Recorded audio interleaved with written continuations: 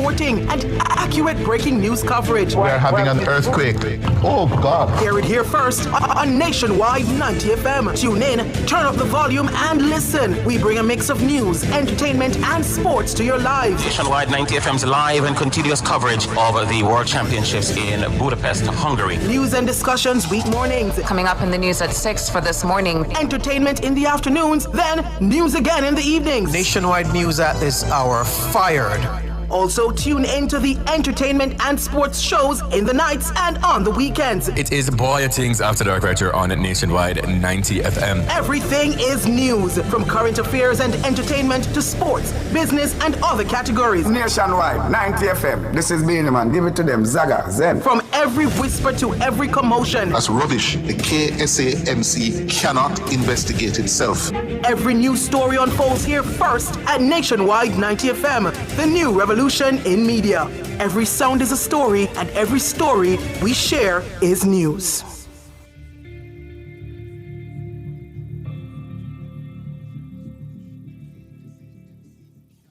Looking for trusted and professional diagnostic imaging services? Then join us on Cliff Hughes Online this Thursday, July 30th from 10:30 a.m. to 1 p.m. as we bring you coverage of the official opening of Oasis Imaging Center's newest branch located at 65.5 Halfway Tree Road. Be part of this exciting milestone as Oasis Imaging Center expands its commitment to delivering quality healthcare and diagnostic services to more Jamaicans. Join us on Cliff Hughes Online from 10:30 a.m. to 1 p.m. this Thursday, July 30th at 65.5 Halfway Tree Road for highlights from the opening ceremony and learn more about these services available at this brand new location. Catch this and so much more on our YouTube channel, NNN Radio Live, and keep your dials locked to Nationwide 90 FM, the new revolution in media.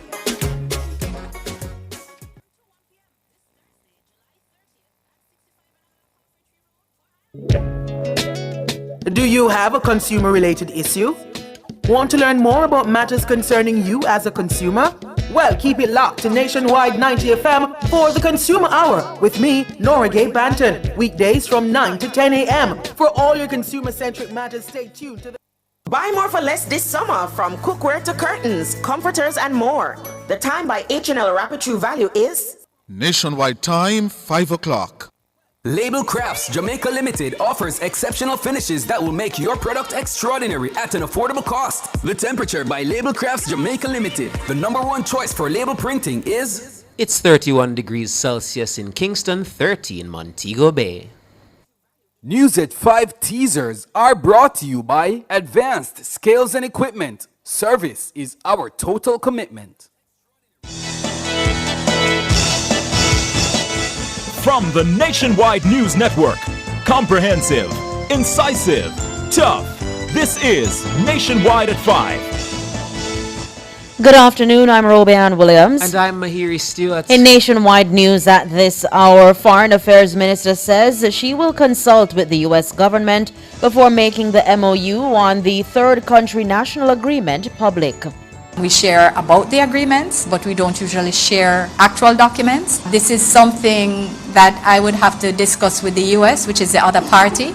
Government begins to install container homes for Hurricane Melissa victims. Everald Warmington chides the Prime Minister for failing to settle the long-running feud inside the Ministry of Culture, Gender, Entertainment and Sport. Prime Minister says it's a balancing act in deciding how NHT benefits are allocated among various demographics. Rural school bus caught fire in Manchester today. In news from the rest of the world, CCJ rules that a U.S. extradition process against Guyana's opposition leader can resume. Trump asks Supreme Court to toss $83 million defamation verdict in E. Jean Carroll case. In sports, Tajay Gale wins long jump gold on day 7 of Commonwealth Games in Scotland. And later in our broadcast, in our cover story at 5:35, government backbencher Everald Warmington is accusing Prime Minister Dr. Andrew Holness of failing to step in and settle what he describes as a long-running feud inside the Ministry of Culture, Gender, Entertainment and Sport. We'll get reactions. In the nation, Nation's Business at 6:25, Education Minister Senator Dr. Dana Morris-Dixon says at least 2 primary schools in Westmoreland will cost in excess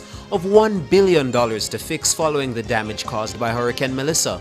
Minister Morris-Dixon will join us. Taking you around the world at 6:45, December 13, 2026 is the date set for the first round of presidential and legislative elections in Haiti. Are they ready? Coordinator for the Caribbean Community Eminent Persons Group, Dr. Kenny Anthony, will join us. At 7, it's the comments section. This evening they're asking, what kind of social media restrictions would you support for children? Give us your comments by logging on to our Facebook page, Nationwide News Network, and by tweeting us at Nationwide Radio, and message us on WhatsApp at 876-285-5693. You can also leave your comments on Instagram at Nationwide 90FM. And at 8, it's Boya Things After Dark with Kareem Boya Things Weathers. All these and more as we take you home on air, Nationwide 90FM, this Wednesday afternoon. It's Wednesday, July 29, 2026.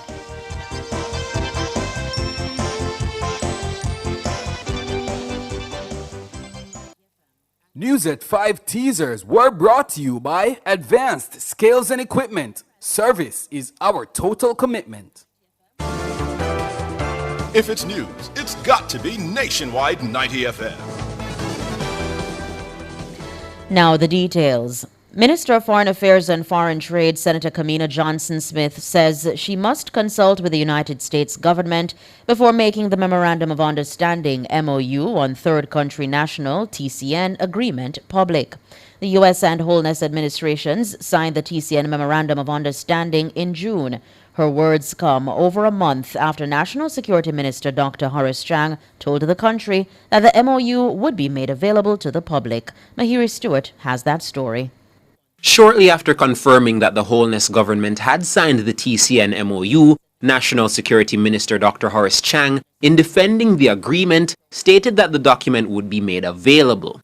He gave an assurance during a post-cabinet media briefing on June 17. It's a public document. Yes, it will be public. It will be available to the public. We don't normally publish them, but it's available to the public. He later told the House of Representatives that the MOU would not be tabled in Parliament, but the procedures governing the final agreement would be. MOU itself is not a secret document, and I guess if we ask, we'll release the contents, but we don't normally table those agreements in the House. And there's no reason to treat this one different. But the operational procedures will be made public and can be tabled in the House. Well, the operational procedure is what will make it come into operation. No, the agreement, there's no intention to table it, but it's not a secret document. To date, neither document has been made available. The Minister of Foreign Affairs and Foreign Trade was asked for an update on the availability of the MOU at the post-cabinet media briefing on Wednesday. Senator Kamina Johnson-Smith says such agreements are not usually shared, but she says she will consult the U.S. authorities and the government on the matter. I do not usually share agreements between governments publicly. We share about the agreements, but we don't usually share actual documents. This is something that I would have to discuss with the U.S., which is the other party. They're usually dealt with sensitively, which is why they're even not treated as the same as other agreements under the ATI. The agreement is not a unilateral Jamaican agreement where we do with as is requested. So I would have to discuss that with the United States as well as with within the government. Minister Johnson-Smith says she will also verify what assurance was given regarding releasing the MOU. I have been traveling. I will get updated. But in any event, if there was an assurance given, if it was, so I'm going to say that I will verify the language that was used, and I will also have that discussion with my colleagues. But they would be aware that as Foreign Minister, I do have a particular responsibility for the relationship with our partners, and that we will therefore have that discussion with them as well as with my cabinet colleagues. According to the minister, they want to avoid any potential miscommunication on an already charged issue. What we would not want is further sensationalization of circumstances in which we are seeking to ensure the best protective approach to Jamaicans and the most effective management of the arrangement in place. The agreement will not come into effect until all pre-implementation requirements for the program are completed. The government says no one with criminal antecedents will be accepted under the program. At least 7 other countries in the Caribbean and Latin America have entered into similar TCN agreements with the United States. Mahiri Stewart for Nationwide News. The wait is ending for some Hurricane Melissa victims as the government begins installing container homes for families who lost their houses when the Category 5 system struck 9 months ago. Minister with responsibility for land titling and settlements, Robert Montague, provided the update on the Ministry of Economic Growth and Infrastructure Development's social media pages following a tour in Westmoreland on Tuesday. Shalois Smikle reports.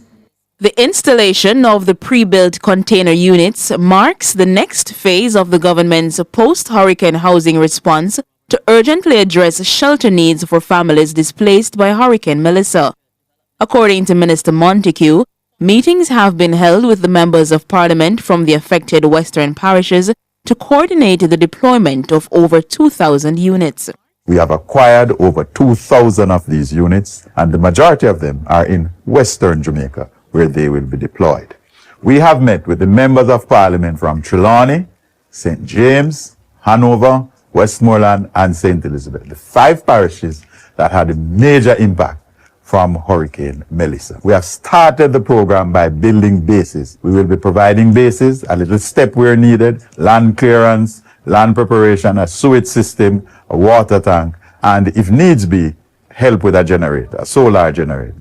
The opposition People's National Party has criticized the government for its delay in distributing the homes.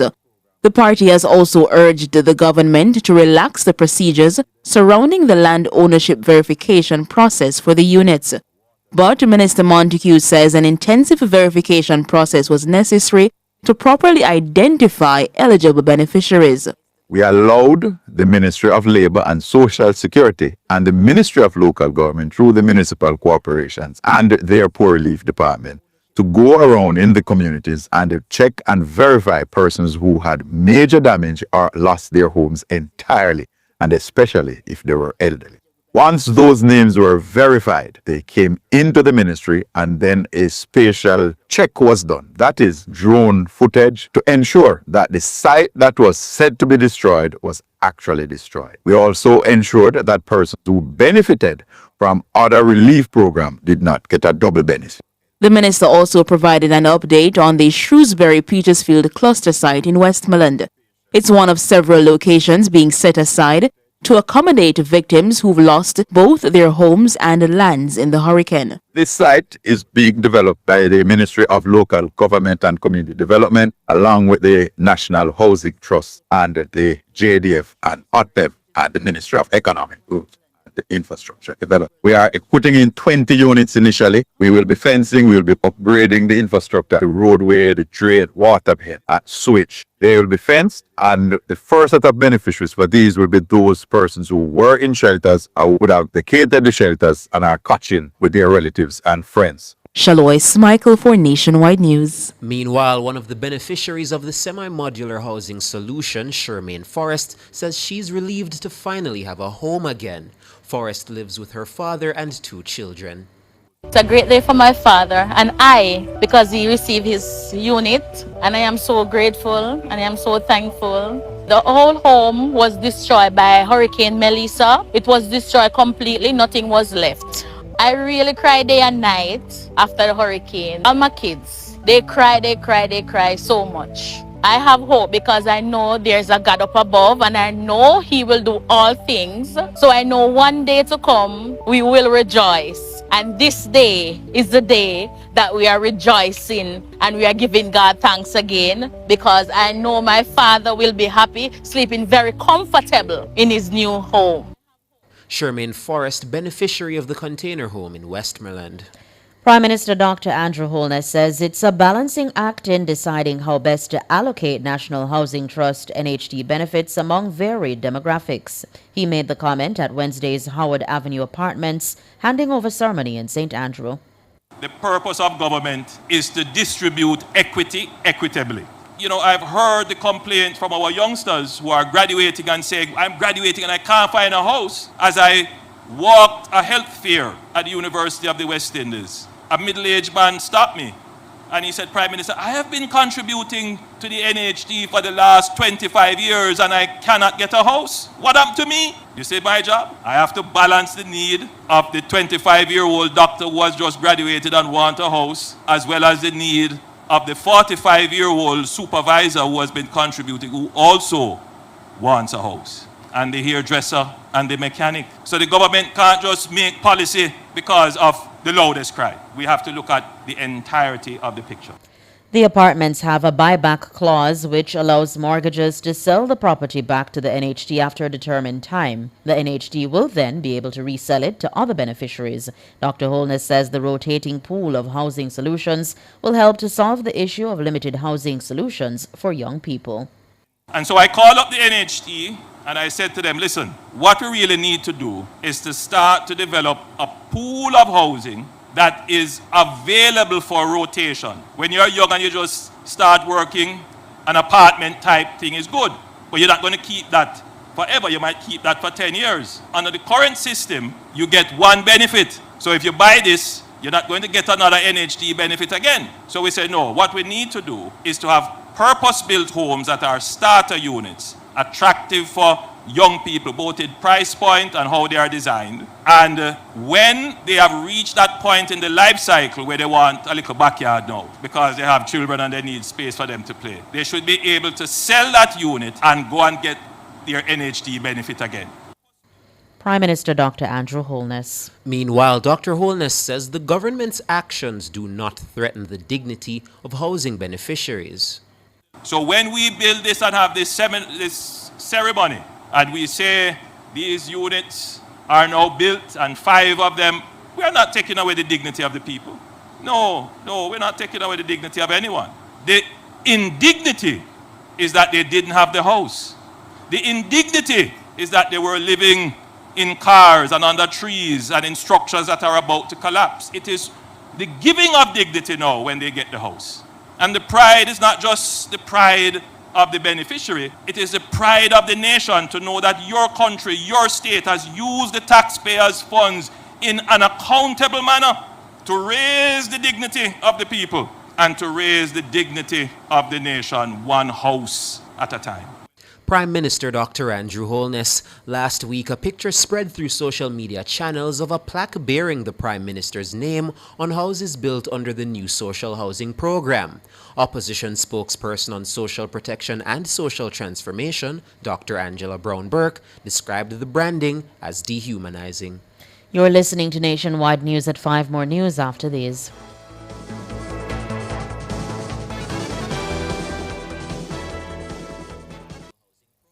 It's IQ Optical's sizzling summer sale. For this month only, get 50% off lenses when you purchase a frame. Kids get free lenses with a purchase of a frame. Make the intelligent choice with IQ Optical. Conditions apply. The time by IQ Optical is 5:15. Termites, rodents, or birds infesting your home or office? Call Rentokil Initial, the pest expert, at 876-926-4236 for a free pest assessment island-wide. The temperature brought to you by Rentokil Initial is... It's 31 degrees Celsius in Kingston and Montego Bay. It's $1 million summer with Mitsubishi. And if a beach we a go, we have to reach it. Eclipse, cross it to safe and easy. Outlander, link up Pochi weekend. It's $1 million summer with Mitsubishi. A year sport with space and seating comfortable. It's a Mitsubishi. Hey, it's a Mitsubishi. It's $1 million off. Them 3 ride. Features nice with the leather inside. Cool AC, everybody feel right. It's $1 million summer. $1 million summer. This promotion is authorized under Section 53 of the Betting, Gaming and Lotteries Act. Continuing the news, government backbencher Everald Warmington is chiding Prime Minister Dr. Andrew Holness, accusing him of failing to step in and settle what he describes as a long-running feud inside the Ministry of Culture, Gender, Entertainment and Sport. In his rebuke, the Southwest St. Catherine MP names Minister Olivia Babsy-Grange and her Minister of State, Carencia Morrison. Siobhan Campbell tells us more. Everald Warmington's comments follow the government's decision to send State Minister in the Office of the Prime Minister, Senator Abka Fitzhenley, to represent Jamaica at Wednesday's state funeral for West Indies cricket great Sir Garfield Sobers in Barbados. Sport falls under Minister Olivia Babsy Grange's portfolio. Warmington insists he has no issue with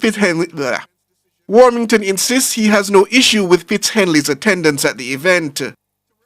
In a WhatsApp group for JLP MPs, Warmington is questioning how a minister who already has a Minister of State can end up with a junior member of another ministry speaking for that ministry.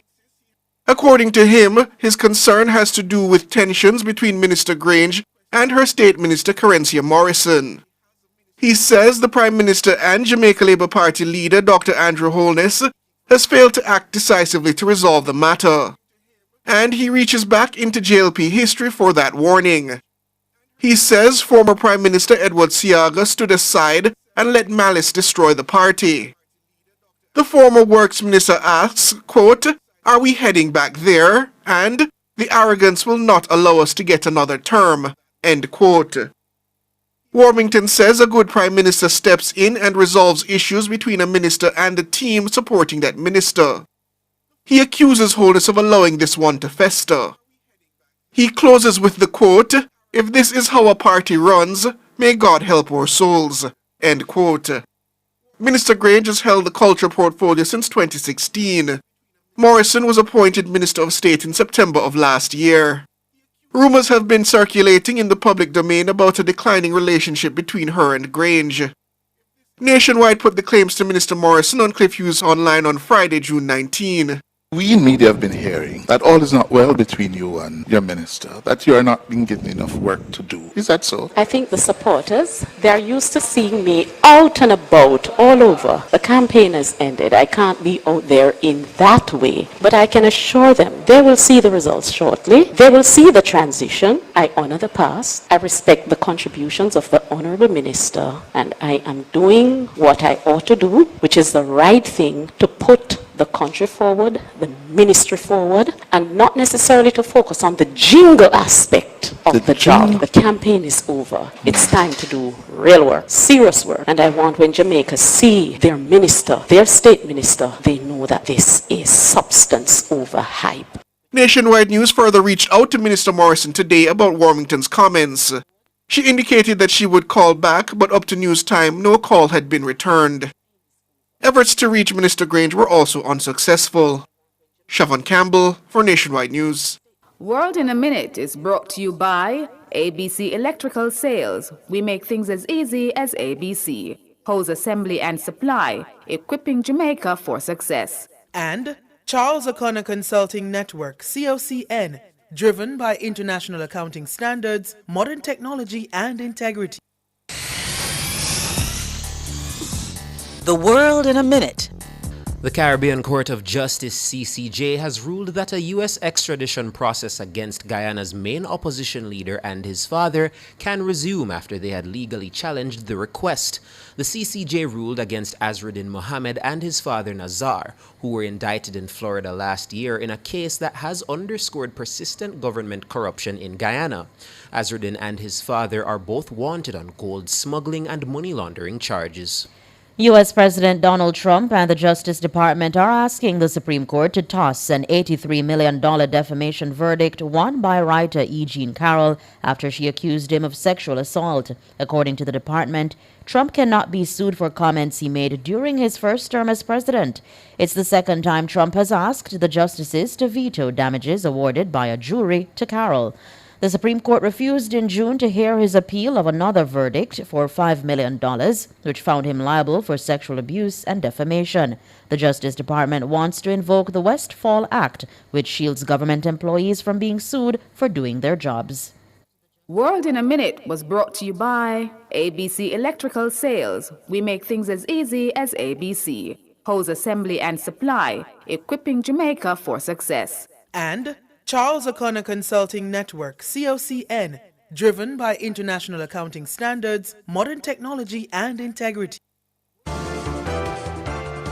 Recapping the top stories making nationwide news at this hour, Foreign Affairs Minister says she will consult with the U.S. government before making the MOU on the third country national agreement public. Government begins to install container homes for Hurricane Melissa victims. Everald Warmington chides the Prime Minister for failing to settle the long-running feud inside the Ministry of Culture, Gender, Entertainment and Sport. Prime Minister says it's a balancing act in deciding how NHT benefits are allocated among various demographics. I'm Robianne Williams. And I'm Mahiri Stewart. You can find the news on our website at nationwideradiojm.com, and please feel free to join the Nationwide Family Club at patreon.com/Nationwide News Network. News next, the headlines at 6.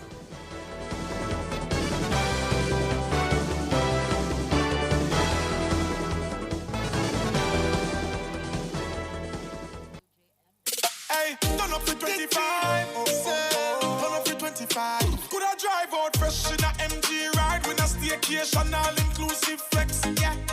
I touch a million cash. Yes. Smart TV, PS5, and home upgrade. Turn up your winnings this summer with Digicel. Sign up or switch to postpaid or Digicel Plus. Buy a SIM. Top up with 5 bills or more. Buy a 7-day plan or higher. A smartphone deal or just pay your bill. Authorized under Section 58.3 of the Betting, Gaming and Lotteries Act. Promotion period June 24 to September 5, 2026. Visit DigicelJamaica.com for terms and conditions.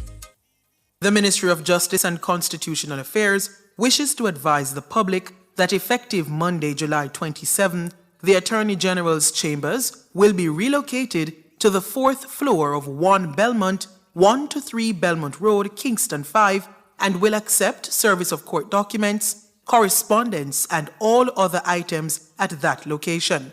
The Ministry apologizes for any inconvenience this change may cause and thanks you for your understanding. Yo,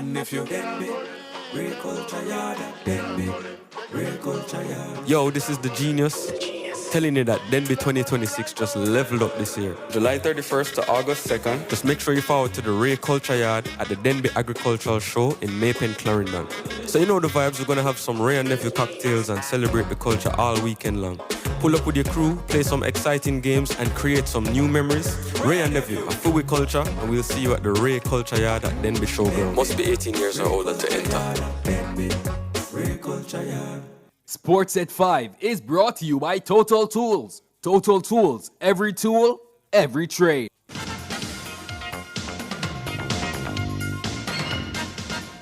Hello, good afternoon, and welcome to Sports here on Nationwide 90 FM.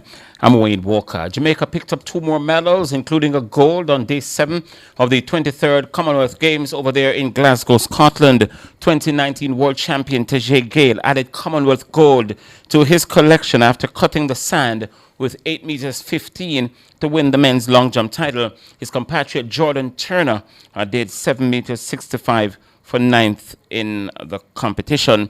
Lodrika Cameron secured bronze in the women's shot put after throwing 17 meters 87. Meanwhile, the 5 Jamaicans who face a starter in the 200 meters first round action are all through to the semifinals. Alana Reid and Lavanya Williams won their respective heats in 22.95 and 22.91 seconds respectively, while on the men's side, Roshan Clark and Javon Paul won their heats in 20.56 and 20.28 respectively, and following them into the semifinals was Chris Taylor, who was second in his heat in a season's best 20.36. Cheyenne Salmon 55.33 and Saniki Walker 54.83. They remain on the verge of they won their heats and they're through to the final. The national senior netball team beat Scotland 45-43 to remain on the verge of making it to the semi-finals. Azar Wilmot in only her 3rd game for Jamaica, she led the scoring. She bagged 28 points from 35 attempts. Shanice Beckford 15 from 18 and Rhea Dixon 2 from 4. The women's 3-on-3 basketball team lost 21-8 to Australia in the semi-final. They'll be back on the court on Thursday in a bronze medal playoff against New Zealand, and Jamaica now have 4 medals at the competition. They've got 3 gold and 1 bronze. They're 10th in the overall medal standings. They're 2nd amongst teams in track and field. Jaquan Brown scored at the very last kick of the competition as Jamaica snatched a point in a 2-all draw with Panama in their 2nd group game at the CONCACAF Under-20 Football Championship at the Estadio Universitario in Pueblo, Mexico a short while ago. Panama jumped into a 2-0 lead after 22 minutes in the game, but the prolific Jamari Nolan, he threw Jamaica a lifeline just over the hour mark, and just when it appeared the young reggae boys were headed for defeat, there comes Brown with a last play of the game, 6 minutes into added time to rescue a draw for the Jamaicans Jamaica are now top of Group C. They've got 4 points from 2 games. That's 1 point ahead of Canada, who will take on Honduras. And that game will kick off in just about 2.5 hours from now at the same Estadio Universitario in Puebla, Mexico. Jamaica Football Federation President Michael Ricketts says he expects FIFA to face significant resistance from several member associations over its proposal to seek private investment into its competitions, including the big FIFA World Cup. The FIFA President Gianni Infantino recently unveiled plans to establish a new commercial venture that would invite third-party investment as part of the governing body's strategy to increase football funding and the development program to more than $10 billion worldwide. A key feature of the proposal is a commitment to provide each FIFA member association with $40 million to support football development once the initiative is finalized, and that would represent 3 times the amount they're now getting. FIFA has also set a September 19 deadline for member associations to approve the plan in order to qualify for an initial $20 million disbursement. Now, despite the financial incentives, Ricketts believes the proposal is likely to generate considerable debate among football's governing bodies. The JFF president revealed that CONCACAF will host an emergency meeting via Zoom on Thursday to discuss the proposal and its implications for the region's member associations. FIFA will certainly get a lot of pushback because a number of persons, a number of MAs, a number of confederations have not been privy to the initial discussions. So we have, I think, until maybe the 19th of September to make a decision on this. CONCACAF will have a president's meeting tomorrow, an emergency president's meeting, and certainly could well be a one-item agenda. We will look at what is happening right now in relation to this business venture. But again, it brings to the fore how transparent, how balanced, what level of equity there will be. When we were never consulted on the proposal, we have never gotten a chance to discuss the proposal. Ricketts admits that he's not yet got a chance to sit and have a chat with his executive, but he says from a personal standpoint, he supports the initiative in principle. I have not discussed it with my directors, but my personal feeling is that on the face of it, I really don't think that anything is wrong with it. In fact, I think it's workable. But the big problem I'm having is for want of a better word, the non-transparent way which it was done. I mean, we would have spent so much time together with the leadership of FIFA before, during, and after the World Cup. And we were never apprised of these discussions. And this would bring to the fore some level of non-transparency. Michael Ricketts speaking with us. That's Nationwide Sports a short time ago. And finally, in sports at the minute, the cricket world bid farewell to one of the game's greatest ever all-rounders, Sir Garfield Sobers, where the state funeral was held at the historic Kensington Oval in Bridgetown, Barbados on Wednesday. The former West Indies captain, Sir Clive Lloyd, paid a heartfelt tribute, describing his former teammate, describing Lloyd as describing Sobers as the greatest all-round cricketer the world has ever known. Alric Swaby was watching the service. Sir Clive Lloyd said Sir Garfield Sobers was more than a sporting legend. He was a source of inspiration to millions across the Caribbean and around the world. Lloyd also reflected on the profound impact of the tragic death of fellow West Indies batsman Colin Smith, saying the loss shaped Sobers' outlook on both cricket and life, influencing the compassion and wisdom for which he became known. Sir Garfield's closest friend, the Jamaican batsman Colin Smith, died following a motor vehicle accident in which Sir Garfield himself was driving. He often said that this experience transformed him. From that moment onwards, he felt that he was playing not simply for himself, but for 2 West Indians. His career blossomed magnificently during the MCC tour of the Caribbean in 1960-61. Here at Kensington Oval, he produced one of the greatest innings, scoring 226 and sharing a magnificent partnership of 399 for the 4th wicket with captain Sir Frank Worrell. From then onward, the floodgates truly opened. He produced magical innings in Australia, dominated Australian state cricket, excelled in county cricket and the English leagues, and established himself beyond question as the finest all-round cricketer in the world. That's a former West Indies captain, former West Indies coach, and former West Indies manager, Sir Clive Lloyd. And we'll have an extended report on that funeral service of Sir Gareth Sobers in our next sportscast, our major sportscast at 6:05 this evening. Alric Swaby will be there. We'll be back for that one.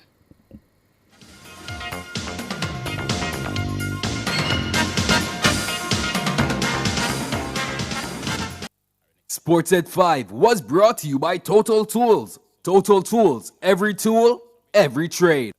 For all your custom framing, printing, graphic design, and purchase of art, Make It Frame Art Jamaica Limited, serving you for over 40 years. The time by Frame Art Jamaica is 5:33. From the vibrant waterfront setting of Ocherios Bay Beach to the breathtaking seascape of Laughing Waters, discover exceptional venues for your special events. The temperature by the Urban Development Corporation is 1 degree Celsius in Kingston and Montego Bay. Every child deserves the best start in life. Early screening helps identify developmental strengths and areas where children aged 4 and 5 years may need additional support. The Ages and Stages Questionnaire Jamaica is a simple developmental screening tool designed to support your child's healthy development and school readiness. Remember, the ASQJ is not an examination. The national administration of the ASQJ begins on August 10, 2026. Speak with your child's early childhood institution today to learn more. The ASQJ, because early screening leads to early support. Dreaming about a romantic summer escape without leaving Jamaica? Step away from the everyday and reconnect at Couples Resorts. Enjoy an exclusive couples-only getaway with gourmet dining, premium cocktails, and breathtaking ocean views. Jamaican residents can enjoy an all-inclusive escape from $405 USD per night for travel May 1 through October 31, 2026. Plan your summer staycation today at couples.com/residence. Couples Resorts. Like the first time, every time. As a taxi man, every mickle make a muckle. I see him way so, BCIC Easy Pay stay. Having 11 months to pay my car and home insurance, little by little, puts me at ease. Exactly. With my type of business, I have to fret about pay a big money, yet I always covered. Get as much as 11 months to pay your car and home insurance while enjoying 100% coverage with BCIC Easy Pay.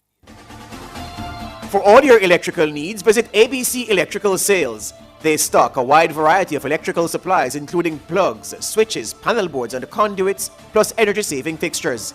ABC Electrical Sales stocks brands like GE, Siemens, Philips, Cutler Hammer and Allen Bradley. They also offer free island-wide delivery just to suit your needs.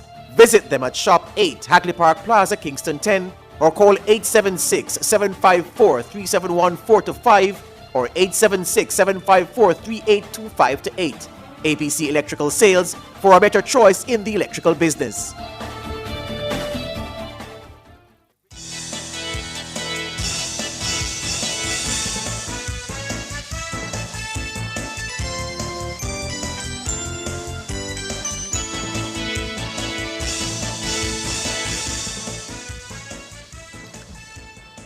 Good afternoon, listeners, viewers. Welcome to Nationwide at 5.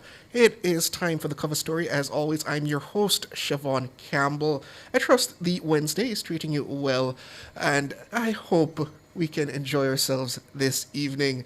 Special shout out again to our YouTubers as usual. Jam Gran, Ciablo, Hermin Hyatt.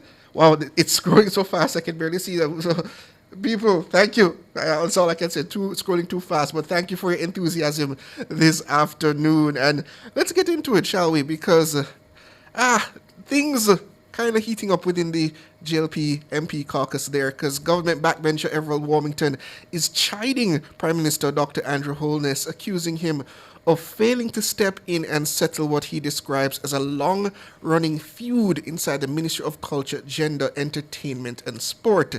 In his rebuke, the Southwest St. Catherine MP names Minister Olivia Babsy Grange and her Minister of State, Carencia Morrison.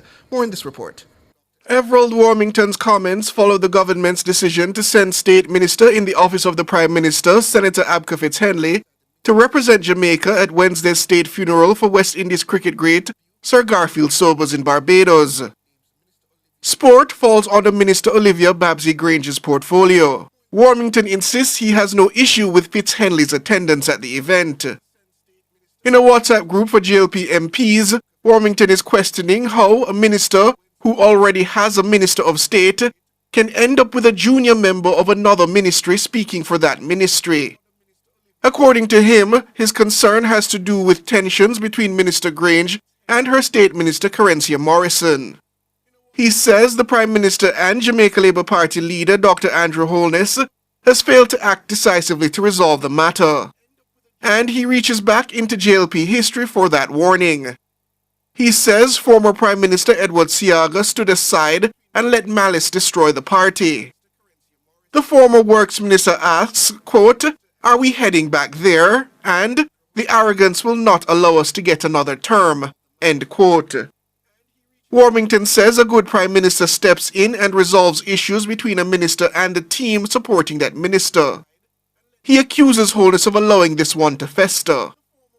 He closes with the quote, "If this is how a party runs, may God help our souls," end quote. Minister Grange has held the culture portfolio since 2016. Morrison was appointed Minister of State in September of last year. Rumors have been circulating in the public domain about a declining relationship between her and Grange. Nationwide put the claims to Minister Morrison on Cliff Hughes online on Friday, June 19. We in media have been hearing that all is not well between you and your minister, that you are not being given enough work to do. Is that so? I think the supporters, they're used to seeing me out and about all over. The campaign has ended. I can't be out there in that way. But I can assure them they will see the results shortly. They will see the transition. I honor the past. I respect the contributions of the Honorable Minister. And I am doing what I ought to do, which is the right thing, to put the country forward, the ministry forward, and not necessarily to focus on the jingle aspect of the job. The campaign is over. It's time to do real work, serious work. And I want when Jamaica see their minister, their state minister, they know that this is substance over hype. Nationwide News further reached out to Minister Morrison today about Warmington's comments. She indicated that she would call back, but up to news time, no call had been returned. Efforts to reach Minister Grange were also unsuccessful. So there you have it, listeners. We'll now get reactions from political commentator Kevin O'Brien Chang, as well as political commentator and founder of the Jamaica Association for Debating and Empowerment. That's Jade Jermaine Barrett. Good afternoon, gentlemen. Good afternoon. Good afternoon to you both, and good afternoon to your listeners. Kevin, are you there? Yes, man, I'm here. Hi, everyone. Good to hear from you. Starting with you, Jermaine Barrett. First, before we get into that potential rift, is Warmington on the mark here in terms of his noting of the presence of Abka Fitzhenley over there in Barbados, as opposed to the State Minister for Sport, Entertainment and Culture? Isn't it more accurate to say that he was sent there as a representative of the government from the office of the Prime Minister? That is one perspective, but I think a more accurate view is, why was the State Minister not sent to represent the Minister? We understand why Minister Babsy Grange was not able to make it, because she's in the middle of emancipendence preparation. Yes. And her ministry is very much caught up in that. But why was the Minister not sent? Is it that she too is deeply engrossed in those preparations? I think the ministry and the government needs to give a statement on that, because it doesn't look good, the fact that someone else from the Prime Minister's office, I think it is, would have had to be sent on this mission. And your perspective, Kevin? First of all, let me pay tribute to the great Sir Garfield Sobers. He was the hero of my youth. So rest in peace, Sir Garfield. Minister Warmington is touching on a far bigger issue. Yes, you would expect the State Minister and Culture to represent culture. Yeah, that would be expected. So if it didn't happen, people are going to ask why. And Carencia Morrison has a very good reputation out there as a doer and her personality, and she was one of those who helped carry home the election for the JLP. She was extremely prominent in the campaign. Remember, she was singing songs and all that. She was very vibrant. So she might feel hard done by. But the bigger issue is, for Andrew Holness. And every leader faces it eventually. The changing of the guard. Yes. The GLP has a lot of bright, well, they seem to be women, bright youngsters. And I can call 4 names, they're all women. Terencia Morrison, Rhoda Crawford, Tova Hamilton, Crystal Lee. They are 2-term MPs. You expect after that to get promoted into stuff, and they're, I guess, the junior ministers. And there were a lot of aging folks who are ministers. Now, I just want to say one thing. I am not casting any aspersions on anybody. I'm just giving a big picture view from my point of view. And this Babsy Grange is, in my experience, the best culture minister I've ever lived under, never seen. She brought back Gangala. She's done a lot of wonderful things. So what I say is certainly no aspersion on Ms. Grange. But people get older in their jobs. Napoleon once said the great art of leadership is not that people get older in their jobs. Because the reality is we get older. I'm experiencing myself. I have less energy. When you're younger, you have more energy. In the prime of your life, political life, maybe from 35 to 65. After that, you start energy goes down, you don't do as much. And it's a fact of life. And if Jamaica is to have the best possible government, and that is the duty of Andrew Holness, the key ministers, he has to change the guard sooner or later. It just has a fact of life. He has that one stage say, okay, gentlemen and ladies, you have served well for a long while, but the time, times have to change, and I have to bring in the young, fresh faces, full of energy, and unleash them. Sooner or later, Andrew Holness has to do that. And it's one of the greatest challenges of leadership, because these people stood by him when he was in trouble. When he had a leadership team, who was there with him? Babsy, Desmond, a lot of these guys were fought in the trenches. The politics is war of words. It's balancing of egos. He owes them. But for the good of the country, you have to change eventually. And that's where Mr. Warmington is talking about, I think, to Mr. Holness. All right.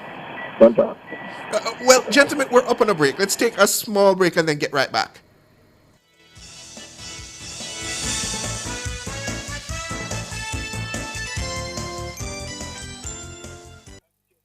Visit Marshall's Pharmacy, Greater Portmore, for all your prescription needs, gifts, personal care, household, and stationery items.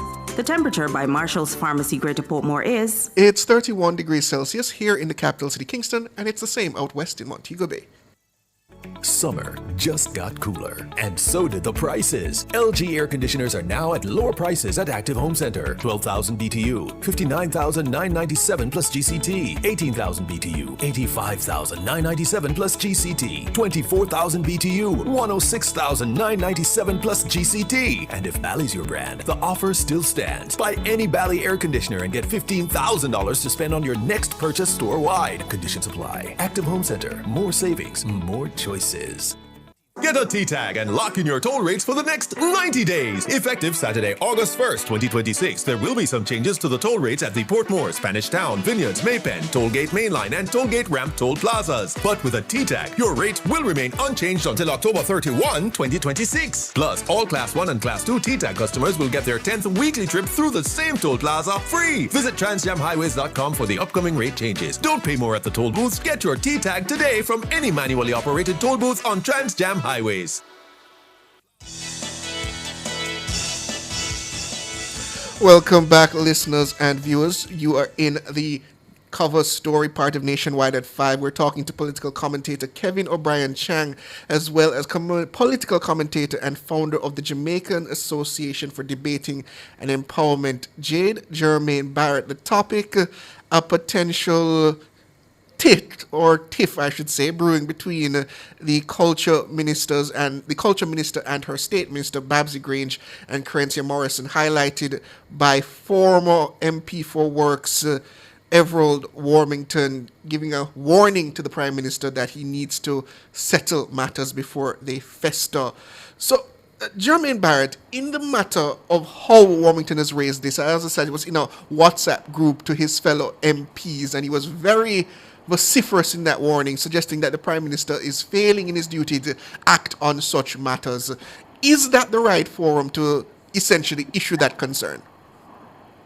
I find it curious that at a time like this, when media entities are so inclined to get these information and that's two comments that President WhatsApp too. Mr. Warmington, definitely has your private stuff. Jermaine, you're breaking up there a little. I'm going to... Jermaine, can you hear me? Go ahead.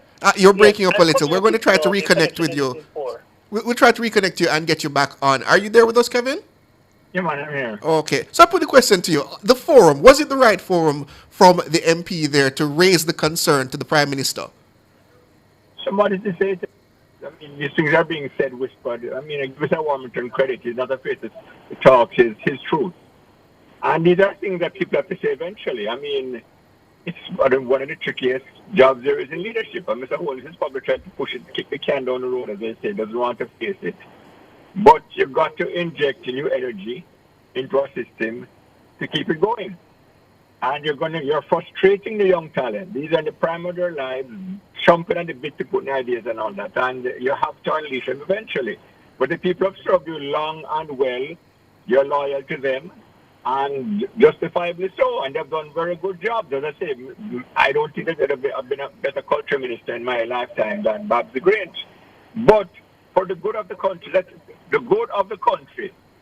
You need the best people in the ministries, and the best includes the energy. When you're full of energy and you have an experience.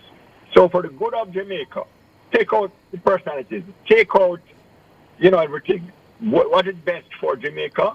It is best for Jamaica to have an injection of new energy sooner or later, 1 year, 2 years, 3 years, I don't know. But you have to change the guard. And for the GLP, if they want to win back, they're going to have to inject new faces. As I said, energy is the key for politics. But Kevin, work hard. Hard work is where it comes from. But Kevin, I'm sure the Prime Minister is seized of that necessity, and he said it publicly to the people of Jamaica about the need for continuation and change going forward in terms of refreshing his cabinet and refreshing the party. But the question is, as many will say, is this the right moment in time? And is this the right person to voice the concern, knowing Everald Warmington as Everald Warmington? It doesn't matter who says it. Truth. We lost Kevin there. We're going to try to get him back. Are you there, Jermaine? I'm here. Okay. All right. Glad to have you back. So I put that question to you. Is Everald Warmington the right messenger at this moment in time? Because we know the history of Warmington. He has a very sharp tongue that has gotten into trouble quite a few times. And there's some expectation that there might be some bitterness on his part in terms of what has happened in terms of the fallout in his position as Works Minister. Do you believe he has the right of it and this is the right moment to raise this concern? I think absolutely. It is absolutely correct. We live in a liberal democracy, as the Prime Minister of the time says. And it is reasonable for people to express their sentiments, sentiments that might be, sort of abrasive even. Not rude, but of course a little frontal to some individuals like the Prime Minister. And that's what he has done. And Everald Warmington is renowned for speaking his mind. This was expressed in a private WhatsApp group to fellow parliamentarians on the JLP side. I don't think that it is improper. What I think, though, is a little off-putting is the fact that that comment would have been made in the WhatsApp group. And I wonder, it would be off-putting if it is that the comment was made prior to an attempt to engage the Prime Minister on this. We do know that there has been a little bit of a rift, tension, and the State Minister for some time now. And, one would have hoped that a conversation would have been had if it is that is of concern to Everald Warmington. That he would have approached the Prime Minister and said, Prime Minister, you need to attend to this. I don't know if that engagement was ever had, but two things are true. One, even if it is that Minister Grange is aware that she's in the departure lounge, it does not mean that she will not, at a personal, emotive level, feel a little, a little odd, the fact that the heir apparent is placed right next to her to take over as soon as she leaves. That is a human sort of response. And I don't think that is odd, but that needs to be managed and that needs to be controlled. And then secondly as well, I can imagine that the Prime Minister does not feel particularly happy about this statement from Edward Warmington, albeit not unusual. And I think as well, I imagine that as a means of restoring party discipline, he will with Edward Warmington with the Minister and the State Minister.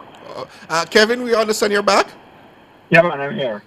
And Kevin, I have to put this to you because under the circumstances, we know that when you're very much away from an election just ended, and we're essentially in the period where there is not that much in terms of the expectation of politicking, that there tends to be less cohesiveness amongst the parties. We're seeing it in both the People's National Party and the JLP. Is now the time to really have that concern at the forefront of your mind as the Prime Minister of this need for to settle feuds and to have these issues, these little tiffs be sorted out at this early stage when you're so far out from an election? It's not a tiff. I keep coming back to the point. Mr. Warmington is not the issue. Is he talking the truth? And yes, he is. Sooner or later, Andrew Holness has to change the guard. He has to do it. If he wants to win the next election, if he wants the best for Jamaica. It's not a tiff or anything. You have young people in the prime of their political career, raring to go to prove themselves. They have all of ideas. And you have people there who have served for a very long time, well done or good and faithful servant, but they are past their prime. And for the good of Jamaica, and I always make all my comments from this point of view, what is best for Jamaica? And what is best for Jamaica right now is for the changing of the guard to put in people in the prime of their time. And the ones who have served well, you find good positions for them. Now, as Jermaine said, human nature is human nature. Nobody likes to give up power and glory. Let's face it. I remember one time a former prime minister said to me here at the airport when he had lost the election and was waiting at the car for somebody to open the car door for him. But they must realize politics is politics, and surely Mr. Holness can find very nice positions for the ones who, eventually you have to, the next generation has to come. And Mr. Holness has to face that reality. And maybe he doesn't want to face it right now. Mr. Warmington is pushing him. But it has to be done eventually for the good of the country and for his good, for his party too. They want to win back. It's just a reality of life. You can't, as I said, 800-ton elephant in the room. That a lot of people in jail are getting older. You have a lot of young replacements there ready to go to move in, and the Prime Minister has to go do it as smoothly as he can. That's what leadership is all about. But is this the right time for that? As I said, the right time, yes. It's not a year. It's not even. It's barely been a year that the Prime Minister has had his new term in government. Are we really making a mountain out of a molehill so early in a term? No, because it has to be done eventually. Maybe you start talking and the process continues and it's done in a year or two. But certainly the conversation has to begin publicly. People have been whispering it because, of course, it is. They don't want to offend people and all that. And as I say, I don't mean to offend anybody. I'm not casting aspersions on anybody. I'm talking about the reality of human nature and the reality of politics. And the old guard has to change to the young guard eventually. Has to happen. How you're going to have a party that collapses from old age. Mm. Yes. You sound like you want to come in there, Jermaine. Go ahead. Yes, Final word to you. I think that this is absolutely timely rather. You don't want for these issues to fester to the point where you have to be doing crisis management and it's out in the public domain that neither ladies are agreeing and there's war put in the ministry. You don't want for it to get to that level. So you want to stamp it out from the embryonic stages. And I think I agree with Minister, I keep calling him Minister, the former Minister Warmington, that an intervention was necessary a long time ago. Albeit the Prime Minister has a lot at his plate, you see. He has a country to manage, he has so much tending to. And so it is not unreasonable that this matter did not rise to the level in his mind to warrant an intervention. And another thing to note, you see, a lot of times people in power exist in bubbles. They exist removed from the real politics or the realities of the environment that exists around them. And so I'm not sure whether or not the Prime Minister was as seized of the issues confronting the minister and the state minister as Warmington seems to have been. And so that he certainly now knows, and I expect him to act and act quickly. Then just finally, Jermaine, is this a potential, or as I would say, a potential ongoing weakness that we see within the JLP government from time to time, where matters such as this, you see these internal rifts threatening to disentangle the party at critical moments? You saw it back in Northeast St. Anne, then when Matthew Samuda had to take over, and what took place before he took over in that seat. And you see it continuing sometimes throughout the party's history. Is that what Warmington is warning the Prime Minister against? Yes, Siobhan, and that is natural, that is human. It is as real as the fact that humans need to breathe air to survive. The fact is that people existing in groups, however large or however small, will have disagreements. But what is important to be explored and examined is, are the processes working to resolve those tensions, those conflicts? And we saw it in the matter that you just referenced. We also expect to see it in this matter now. Know that it has come into the public domain, and it has sort of reflected poorly, one could argue, on the JLP. Well, we'll see what happens in the coming days, how the Prime Minister handles this matter. If he sees it fit that it must rise to the level of his plate to manage it. Thank you so much, gentlemen. That's Kevin O'Brien Shang, political commentator, as well as Jermaine Barrett, the political commentator and the founder of the Jamaica Association for Debating and Empowerment, JADE. Gentlemen, thank you for joining me. Thank you for having me.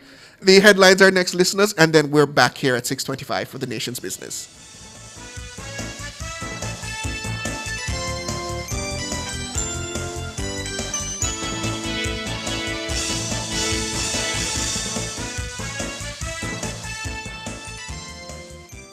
Looking for trusted and professional diagnostic imaging services? Then join us on Cliff Hughes Online this Thursday, July 30th from 10:30 a.m. to 1 p.m. as we bring you coverage of the official opening of Oasis Imaging Center's newest branch, located at 65.5 Halfway Tree Road. Be part of this exciting milestone as Oasis Imaging Center expands its commitment to delivering quality healthcare and diagnostic services to more Jamaicans. Join us on Cliff Hughes Online from 10:30 a.m. to 1 p.m. this Thursday, July 30th at 65.5 Halfway Tree Road for highlights from the opening ceremony and learn more about these services available at this brand new location.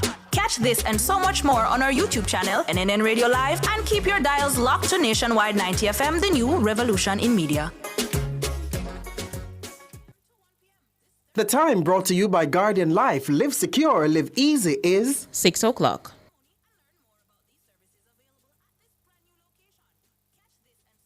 Wide headlines at 6.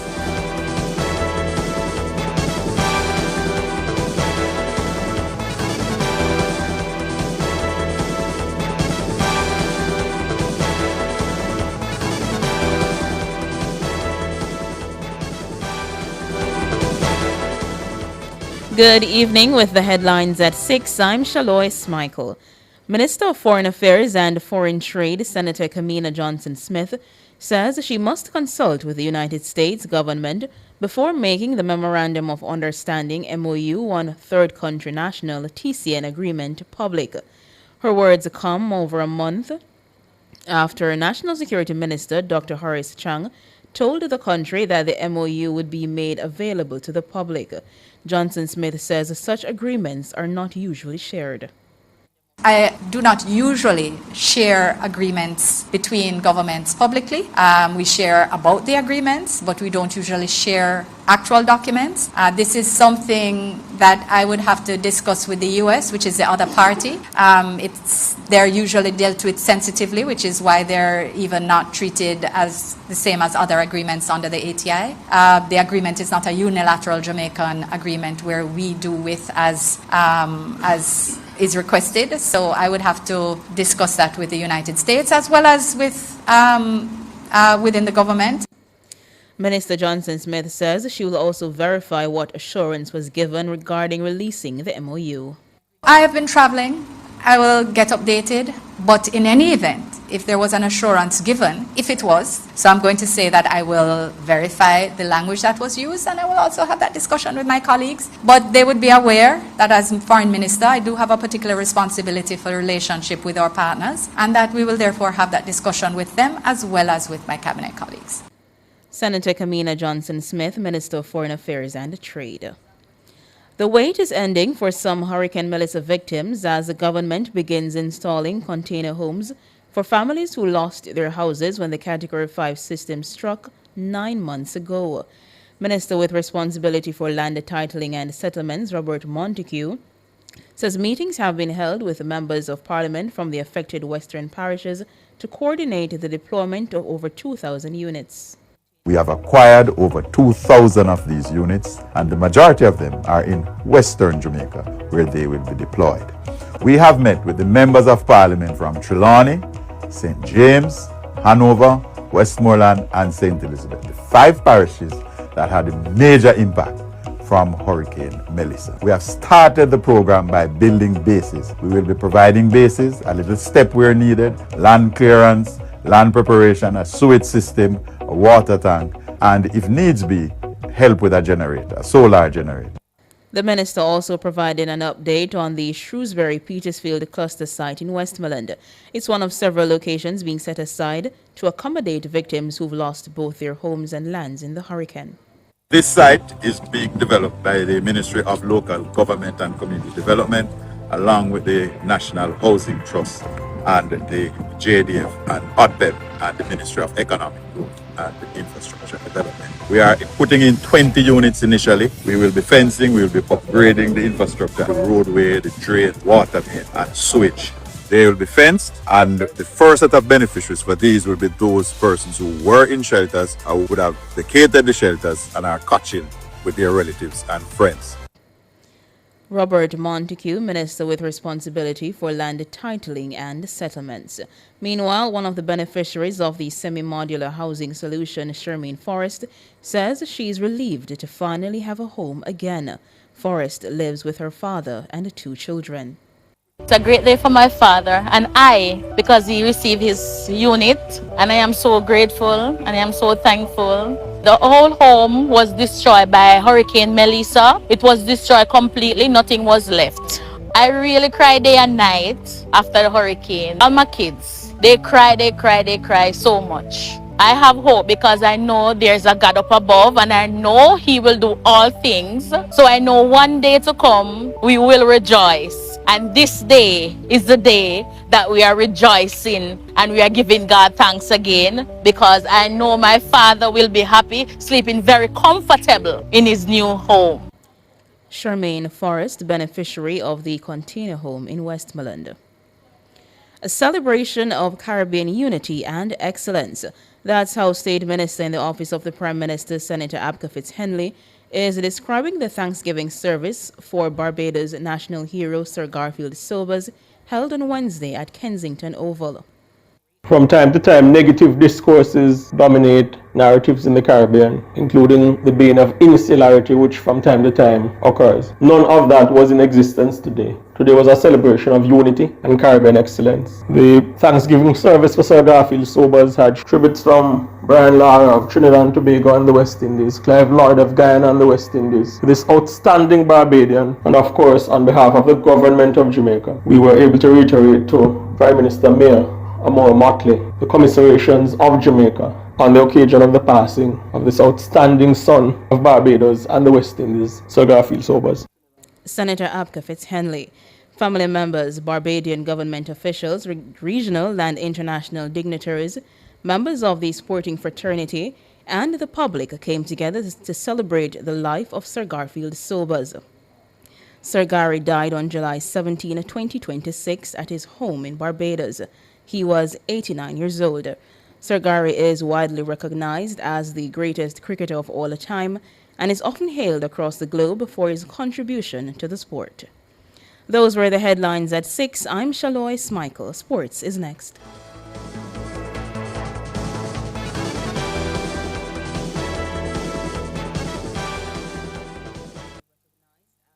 Hey, turn up to 25. Turn up to 25. Could I drive out fresh in a MG vacation, all inclusive flex. Yeah.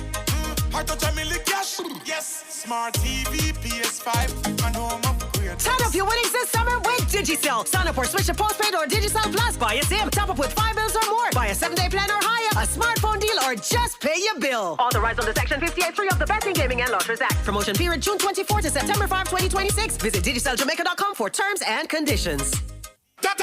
Tap up online instead. I beg you tap up online instead. Don't bother hold up the lane and waste people time. Beg you tap up online instead. Download the My T-Tag app and have fun to your T-Tag. Anytime, anywhere, any amount I can spare. Just tap up online instead. Tell us work hard for you. Nobody give them more work for you. Don't hold up them time. Just tap up online.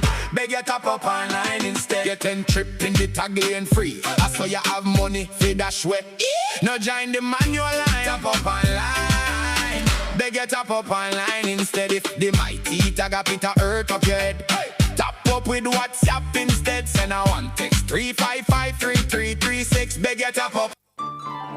Getting ready for back to school is as easy as KB. Shop at Kingston Bookshop from July 13, 2026 to September 5, 2026 for your chance to win big in our back to school promotion. Spend just $5,000 before GCT, shop online or in store and you could win $200,000 cash, an HP laptop or a Samsung Galaxy Tab S10. Pick up in store or shop online today. It's back to school the easy way, only at KB. Discover something new. Discover the KB difference. Authorized under Section 58.3 of the Betting, Gaming and Lotteries Act. From the biggest tracks to the biggest energy, Nationwide keeps it moving.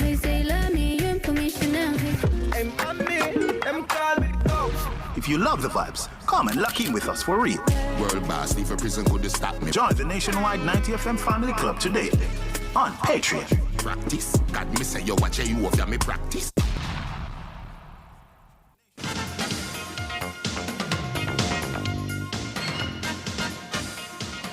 Good evening with your sports report. I am Alex Swaby. We start with some track and field as Jamaica picked up 2 more medals, including a gold on day 7 of the 23rd Commonwealth Games in Glasgow, Scotland on Wednesday. Wayne Walker tells us more.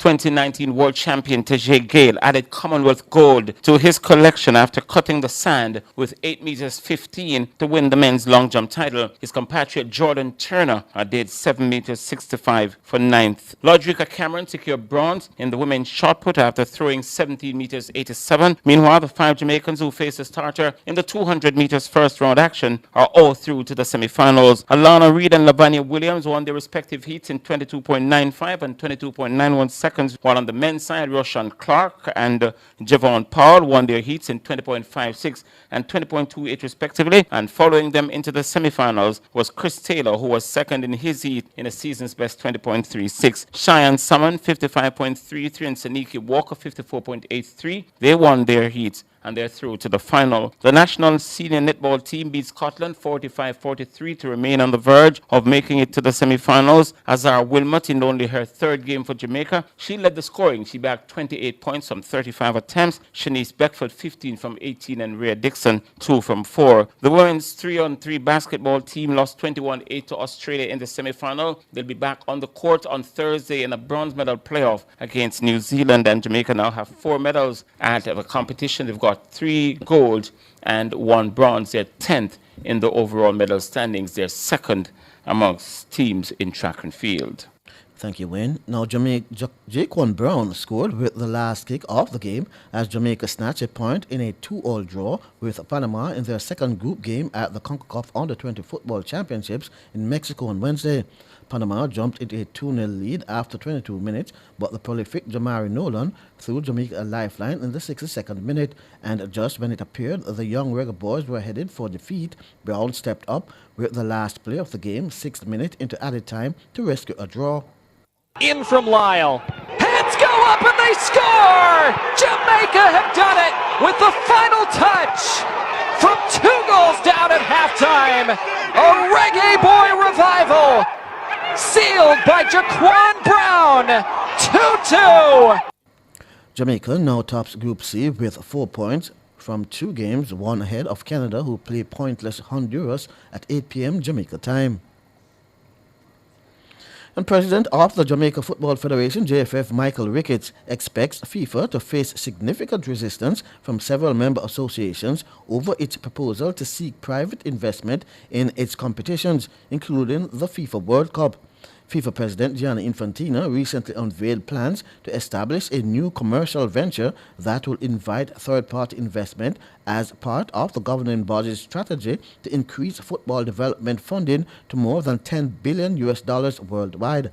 A key feature of the proposal is a commitment to provide each FIFA member association with $40 million to support football development once the initiative is finalized. FIFA has also set a September 19 deadline for member associations to approve the plan in order to qualify for an initial $20 million disbursement. Despite the financial incentives, Ricketts believes the proposal is likely to generate considerable debate among football's governing bodies. The JFF president revealed that CONCACAF will host an emergency meeting on Thursday to discuss the proposal and its implication for the region's member associations. FIFA will certainly get a lot of pushback because a number of persons, a number of MAs, a number of confederations have not been privy to the initial discussions. So we have, I think, until maybe the 19th of September to make a decision on this. CONCACAF will have a president's meeting tomorrow, an emergency president's meeting, and certainly could well be a one-item agenda. We will look at what is happening right now in relation to this business venture. But again, it brings to the fore how transparent, how balanced, what level of equity there will be. When we were never consulted on the proposal, we have never gotten a chance to discuss the proposal. Ricketts acknowledged that he has not yet had the opportunity to discuss the matter with the JFF executive. However, he said that, from his personal standpoint, he supports the initiative in principle. I have not discussed it with my directors, but my personal feeling is that on the face of it, I really don't think that anything is wrong with it. In fact, I think it's workable. But the big problem I'm having is for want of a better word, the non-transparent way which it was done. I mean, we would have spent so much time together with the leadership of FIFA before, during, and after the World Cup. And we were never apprised of these discussions, and this would bring to the fore some level of non-transparency. Michael Ricketts, now to cricket, as former Pakistan head coach Grant Bradburn has been appointed coach of the Jamaica Kingsmen franchise ahead of the Caribbean Premier League CPL. Bradburn, who played a Test and One-Day international cricket for New Zealand, comes with an expansive resume, having guided the Hyderabad Kingsmen to the Pakistan Premier League final in his first season. He was also in charge of the National Cricket Academy in Pakistan and was head coach of Pakistan at the 2023 ICC World Cup. Bradburn will have as his assistant coach former Jamaican West Indies opener Robert Samuels. The coaching staff is completed by bowling coach Sean Bradstreet, batting coach Hanif Malik, and trainer Zach Martin, both of whom helped with the Hyderabad Kingsmen's success in the 2026 PCL campaign. Atishai Mansingh is head of operations for the Kingsmen, and he's hoping the mix of local and international experiences in the coaching staff will benefit the team. The Kingsmen are very excited to be able to integrate and mix international quality coaching staff with local experts of coaching in Robert Samuels and team manager Nkrumah Bono, with coach Bradburn and Sean Bradstreet as our bowling coach. What we're most excited for is that coach Bradburn is simply focused on one thing, and that is simply to bring a trophy to the Jamaican people. Atashai Mansingh, the Kingsmen will make their CPL debut on Friday, August 7 against the Antigua Falcons at Sabina Park. And the cricket world has paid a final farewell to one of the game's greatest icons, Sir Garfield Sobers, whose state's funeral was held at the historic Kensington Oval in Bridgetown, Barbados. Former West Indies captain Sir Clive Lloyd paid a heartfelt tribute, describing his former teammate as the greatest all-round cricketer the world has ever known. Sir Clive Lloyd said Sir Garfield Sobers was more than a sporting legend. He was a source of inspiration to millions across the Caribbean and around the world. Lloyd also reflected on the profound impact of the tragic death of fellow West Indies batsman Colin Smith, saying the loss shaped Sobers' outlook on both cricket and life, influencing the compassion and wisdom for which he became known. Sir Garfield's closest friend, the Jamaican batsman Colin Smith, died following a motor vehicle accident in which Sir Garfield himself was driving. He often said that this experience transformed him. From that moment onwards, he felt that he was playing not simply for himself, but for two West Indians. His career blossomed magnificently during the MCC tour of the Caribbean in 1960-61. Here at Kensington Oval, he produced one of the greatest innings, scoring 226 and sharing a magnificent partnership of 399 for the fourth wicket with captain Sir Frank Worrell. From then onward, the floodgates truly opened. He produced magical innings in Australia, dominated Australian state cricket, excelled in county cricket and the English leagues, and established himself beyond question as the finest all-round cricketer in the world. Widely regarded as one of the finest players in cricket history, Sobers enjoyed a remarkable international career between 1954 and 1974. The elegant left-hander scored 8,032 test runs and claimed 235 wickets, with a rare combination of seam and spin bowling cementing his legacy as the game's ultimate all-rounder. The state funeral was fittingly held at Kensington Oval, Barbados' premier cricket venue, where a pavilion proudly bears Sobers' name. West Indies greats Brian Lara and Desmond Haynes also delivered moving tribute during the Thanksgiving service. Lara remembered Sobers as a generous mentor who was always willing to lend a helping hand to others. Sir Garfield Sobers was not only there for my good times, he was there also for the darker periods. And I remember once in Jamaica, I called him and I asked about a few things about my batting. And he listened for a couple minutes and he said to me, "I'll be on a plane tomorrow, I'll come to Jamaica to see you." A day later, Sir Garfield walked on to the Kensington Cricket Club in Jamaica, stood behind the nets, and started watching me bat. I missed a couple balls, hit a couple balls, and he looked at me and he said, "Young man, you're not looking at the ball." Well, I mean, you can tell a batter that he's not moving his feet or he's leaning over too much in the offside, but to tell a batter that he's not looking at the ball is a kind of difficult one to take. So I went back and I patted my bat a little harder, more determined now when Courtney Walsh came in and pulled the ball just a little fraction outside off stump, and I crashed it through cover. And he said, "Good shot, but you're still not looking at the ball. That should have gone through mid-off." Brian, Lara there and Nationwide family continue to express our condolence to the family and friends of Sir Garfield Sobers.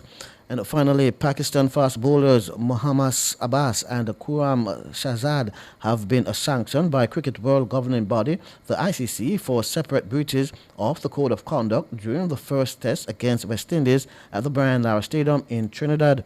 Both players were found guilty of level 1 offences under the Article 2.5, which prohibits players from using words, gestures or actions that could incite or provoke an aggressive response from a batter following a dismissal. Shahzad was fined 15% of his match fee and handed one demerit point after celebrating too close to Shai Hope when he was dismissed in the 17th over of the second innings. Abbas was issued an official reprimand along with one demerit point for his animated celebration after dismissing Jamel Warrican, the final wicket of the West Indies innings. The ICC ruled that both celebrations crossed the acceptable standard of play conduct and had the potential to provoke the dismissed batters. The West Indies won the match by 90 runs inside 4 days. The teams are meeting in the second test at the Queen's Park Oval in Port of Spain starting on Sunday. I'm Alric Swiby, and that's your sports.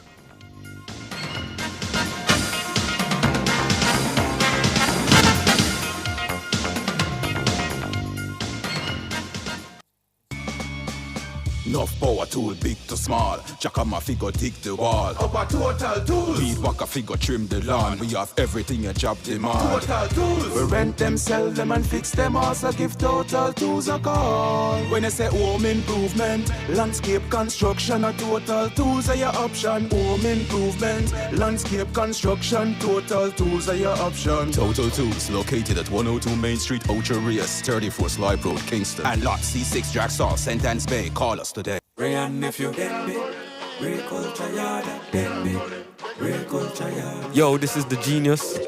Telling you that Denby 2026 just leveled up this year. July 31st to August 2nd. Just make sure you forward to the Ray Culture Yard at the Denby Agricultural Show in Maypen, Clarendon. So you know the vibes, we're gonna have some Ray and Nephew cocktails and celebrate the culture all weekend long. Pull up with your crew, play some exciting games and create some new memories. Ray and Nephew, a food with culture, and we'll see you at the Ray Culture Yard at Denby Showground. Must be 18 years or older to enter. Denby, Ray culture yard. The Ministry of Agriculture, Fisheries and Mining is inviting you to run, come join in. Down at Denby, whole heap of things in store for you and your friends. In a the Ministry Village, come see the future of agriculture upon display. In a the Ministry Village, plants from public gardens on sale all day. In a the Ministry Village, food and exhibits, games and fun for every age. In a the Ministry Village, July 31 to August 2 down at Denby stage. Denby 72, growing forward, cultivating a path to a better Jamaica.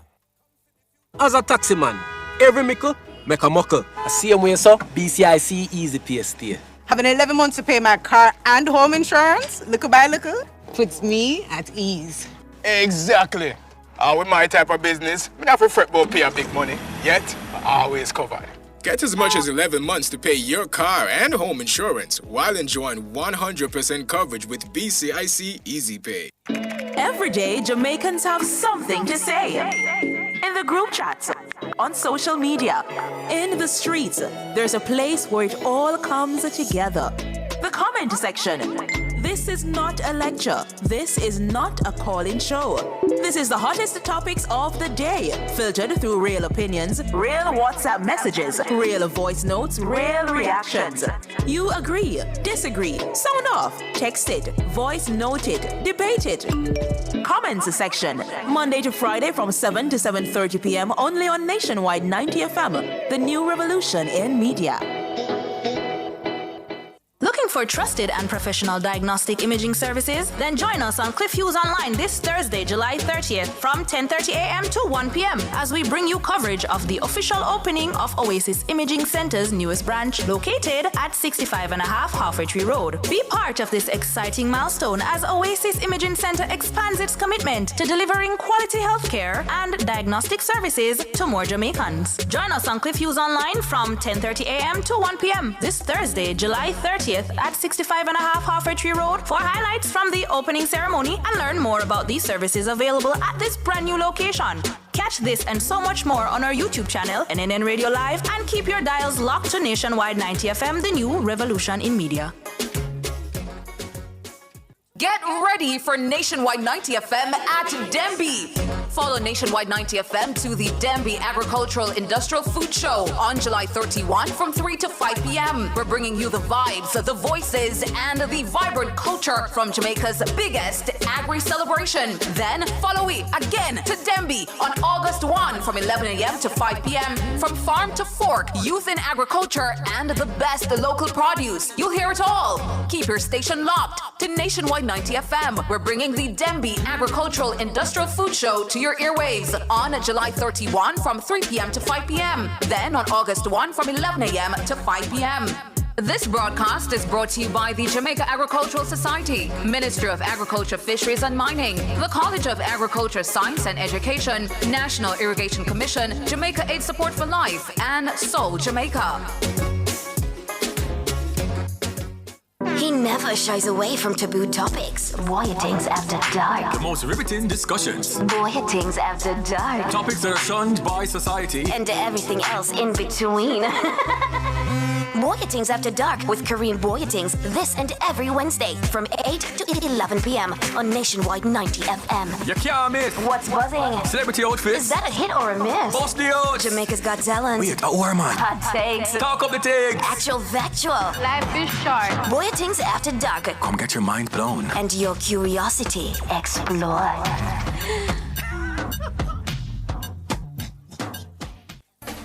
What's everyone talking about? It's Front Page in This Morning. Get the issue of the day this and every weekday morning at 7:20 a.m. on Front Page. This Morning. Morning radio the right way. Front Page is brought to you by ABC Electrical for a better choice in the electrical business.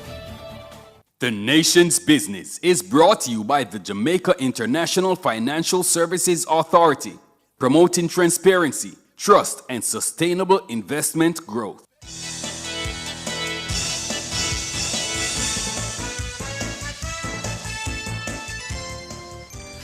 Good evening, listeners. Welcome back. It's time for the Nation's Business. I'm your host again, Siobhan Campbell. Thank you for joining me.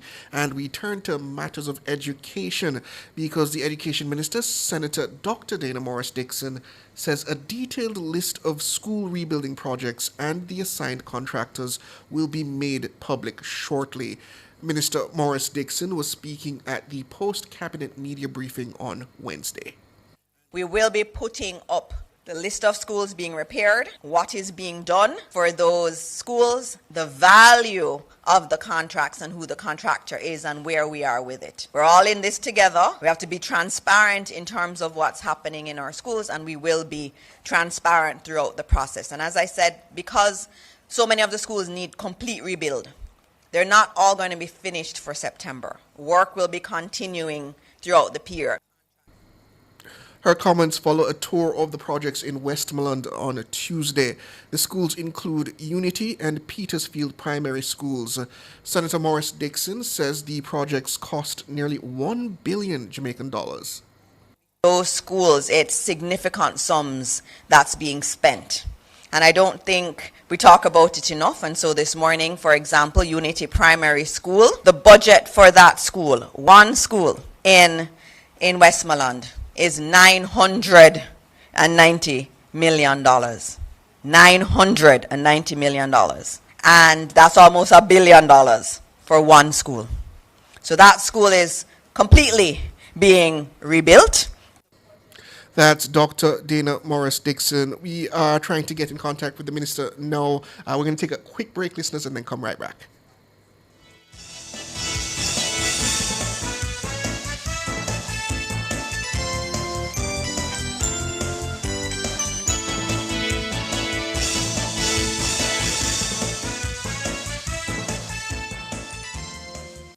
Drive the most exciting new vehicles in Jamaica. Schedule your 2024 Ford Ranger pickup or Ford Everest 7-seater SUV test drive now. Call or visit KIG today.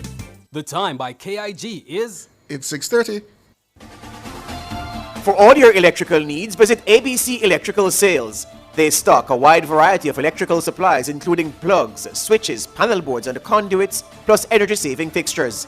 ABC Electrical Sales stocks brands like GE, Siemens, Philips, Cutler Hammer, and Allen Bradley. They also offer free island-wide delivery just to suit your needs. Visit them at Shop 8, Hagley Park Plaza, Kingston 10, or call 876-754-3714-5 or 876-754-3825-8. ABC Electrical Sales, for a better choice in the electrical business.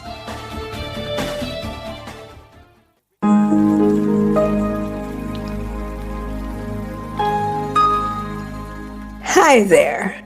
Here's some good news for these trying times. Quote, "By God's word, I can see where I'm going. They throw a beam of light on my dark path." Unquote. Psalm 119, verse 105. Listen for God's word weekdays at 5:45 a.m. and 12:55 p.m. through Oasis. Stop by for a refreshing drink and share a God perspective for the day. Oasis. Weekdays 5:45 a.m. and 12:55 p.m. right here on Nationwide a revolution in media. The rebroadcast of The Oasis can be heard weekdays at 5:45 a.m. From the farm to your table, the Ministry of Agriculture, Fisheries and Mining is shaping the future of food and farming in Jamaica. Join us this Saturday, August 1 from 11 a.m. to 3 p.m. for special live coverage from the Ministry of Agriculture, Fisheries and Mining at the Denby Showground in Maypen, Clarendon. Hear about the ministry's latest initiatives, programs and innovations that are strengthening agriculture, supporting farmers and enhancing food security across the island. Don't miss this exclusive broadcast, Saturday, August 1 at 11 a.m. live from the Ministry of Agriculture, Fisheries and Mining at Denby. Catch this and so much more on our YouTube channel, NNN Radio Live, and keep your dials locked to Nationwide 90 FM, the new revolution in media.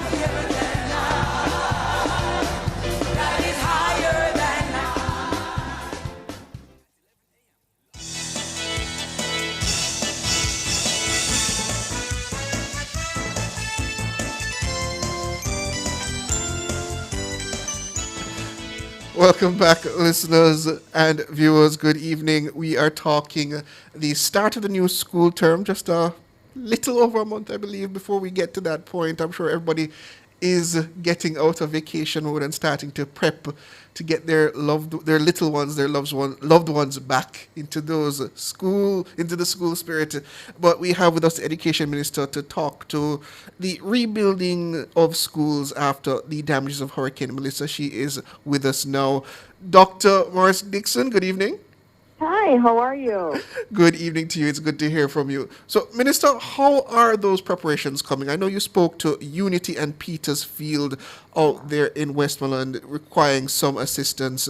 How is it going in terms of getting those institutions back up and running? All right, thanks for that question. There are a lot of schools that were damaged by the hurricane. So it's in 5 main parishes, but it really spreads beyond those that were most affected. We have, I think on our list, it's over 600 schools that got some kind of, but we are prioritizing those that had the most extensive damage for repairs. And so the repairs happening across the board, from, your infant school to your primary school to your secondary schools. We have repairs happening. One of the reasons I went yesterday was because I needed to see how it was going on the ground. You see the reports, you get these papers and you look at it, but it didn't feel real. So I went to see for myself, and I was able to also go to one school that was unannounced to actually see that school and see what's happening at that school. Because, things can look nice when the minister is coming. It's sometimes good to go when no one knows that you're going to be there. And so I don't think where we are is necessarily where I want us to be. But work is happening. The contractors, I was able to meet with the contractors at the 3 schools that I would have gone to yesterday. And they've given me assurances in terms of September. The key thing to note is that all of the repairs will not be done by September. Understandable. Because for some of the schools, it's like almost a rebuild. Because there was one school, for example, where there was a foundation. The entire building failed. It fell. And so all that's there right now is foundations. You have to build that from the ground up. You have to get your building approvals, and it's a major construction. So for some of the schools, the construction will continue into the first term, and some where it's really expensive, maybe even into January, February of 2027. But the key thing is that work is moving. There was one school that I went to where I didn't feel that the work was moving quickly enough, and I'll have to do some interventions there, and that was Cokes View Primary School. And so I am going to intervene to try to see how I can get that moving more quickly. So, Minister, under the circumstances that you just outlined, how many schools would you suggest are going to be in a state of disrepair that they simply will not be able to accommodate their cohorts come September? And none. So all schools, you have the expectation that they should, at the very least, be able to attend to the standard operations, if not in the fullest level of comfort that one would expect. Yes, and that's what we're working towards. So all the schools slated to open will open. Where there is work that's continuing, that's one of the things I was doing with the principals is talking about what the contingency is for September. So you will not have all of your classrooms available. What are we going to be doing? We may have to still use some of the tents. I don't like the tents because when it rains, it gets muddy. I just don't like it. But we may have to use it for a term.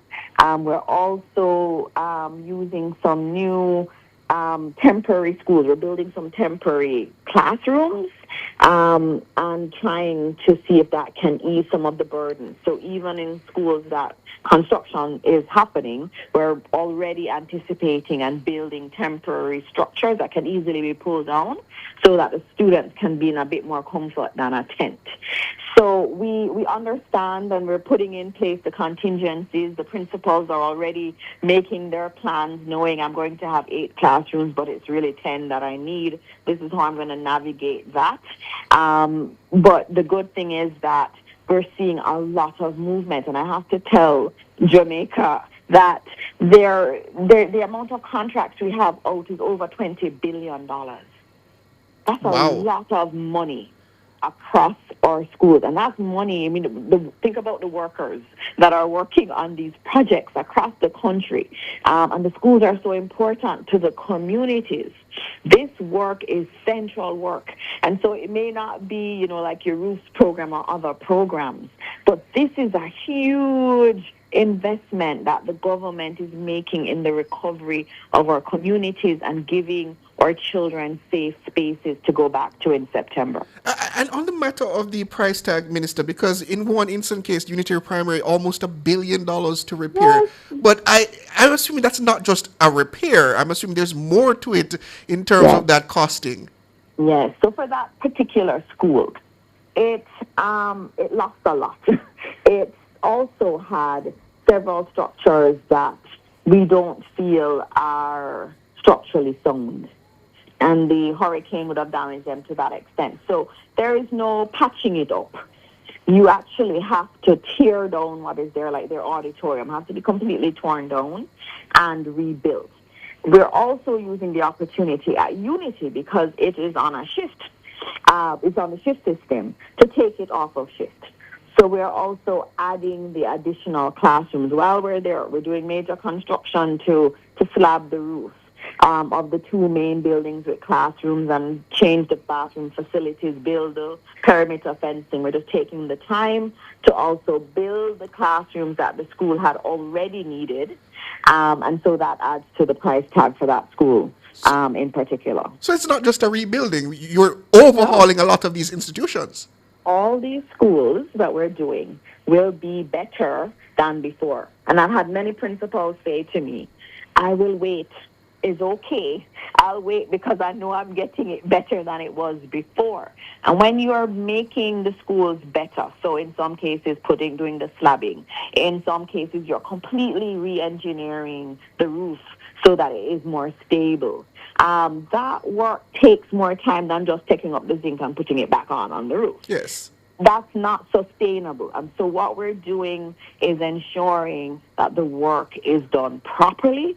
And so it takes a little bit longer for us to get through that work. But it is absolutely money well spent. Excellent. And Minister, while you have your laid plans down for September to have at least some semblance of order come the start of the school year, we know things don't necessarily always work out. And I don't expect you to have an understanding of every school's individual contingency. But I'm sure you've heard from your education officers, your regional heads, as to their state of readiness if things don't quite go to plan. Yes. And so we're constantly in dialogue with our principals, with the regional teams. The regional teams are out there quite a bit. They will flag up schools that are at issue. We do have some schools where work hasn't started yet. Those are the ones that may have had minor damage. Work hasn't been done on that. But that is not precluding schools from opening in September. But where there are serious issues, we will intervene. We will work with the contractor. We will deploy the temporary classroom structures that we are now using in some of the other schools. So we just need to know if there is any principal with concerns. We have opened the channels to get that information in, and we will work with the principals to figure out the contingency plans.